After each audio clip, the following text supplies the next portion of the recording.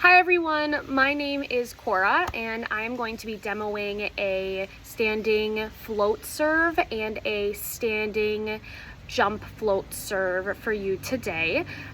This is the ball that I will be using for my demo. It's an AVP game ball. It specifically is actually a beach ball. It's not an indoor ball, but I think for the demo today that it doesn't really matter. You will understand the premise either way. So let's go ahead and get started.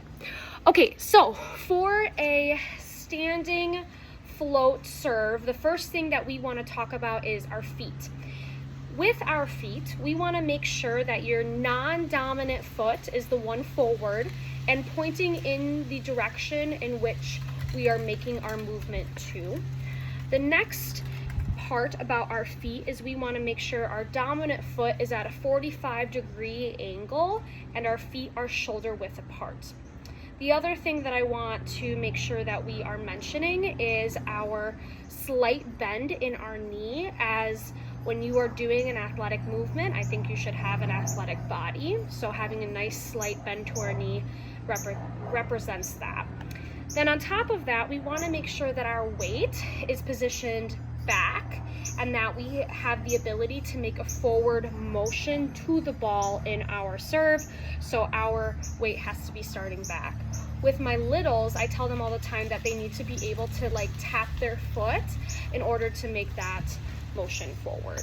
So that is our body in the lower half. Our upper half is focusing on where are we positioning the ball. Specifically, you want to position the ball in front of you, all the way stretched out with a nice straight arm, and you want to put this ball in front of your dominant hitting arm.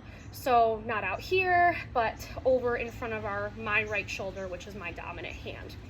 And then we're focusing on the arm. So where my arm is positioned right now, my hitting arm it's nice and high, it's behind my body, and it's kind of in a little check mark position, or maybe like a Nike swoosh is another verbiage that I like to use.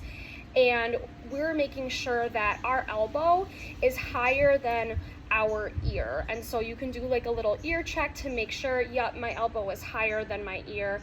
And then the last thing is our hand. Our hand should be facing outward with a really strong flat base. So one of the things that you can mention and focus on is making sure that our hand is super strong when we go to contact this ball, and that our wrist and hand are flat, just like a piece of wood, a board. One of the other things that I do with my littles is I force them to slap the ground and then put their hand on the ground and lift up their fingers a little bit, and that really creates a really strong hitting hand for our standing float. So we're here and our entire body should be looking like this. And then the next thing that comes into it is our toss. Our toss should be about 2 feet tall over our head as we're making contact all the way through out in front of us. When I go to drop this ball, I really want it to land out in front of my feet, especially my right foot, because that's where the ball is going. If I were to not contact, it should be landing every time out here and out in front.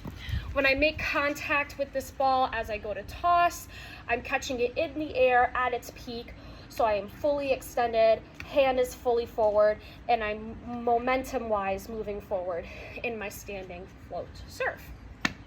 So that's our standing float serve. Now going into my jump float serve, there are different types of jump floats. You can do a 2-step approach, you can do a 3-step approach, a 4-step approach, a 1-hand toss, a 2-hand toss. You can even do, if it's not a float serve, you can do a topspin serve, again with all of those footwork movements as well. But this one is a 3-step approach float serve. So you start in the exact same body position as you would for your normal standing serve, but your footwork is left, right, left. If you are right hand dominant, the opposite is if you are left hand dominant, it would be right, left, right, the opposite. And as you get to this position, as you're doing left, right, left, you then toss the ball up in the air and you jump to make contact with that ball at its peak in the air as well. And why we do jump float serves is because they tend to be more aggressive, because the higher you are up in the air, the more of the angle in which the ball can go downward towards the court. So you are really trying to get up in the air and create an aggressive down float serve. And that is it. Thank you so much for watching.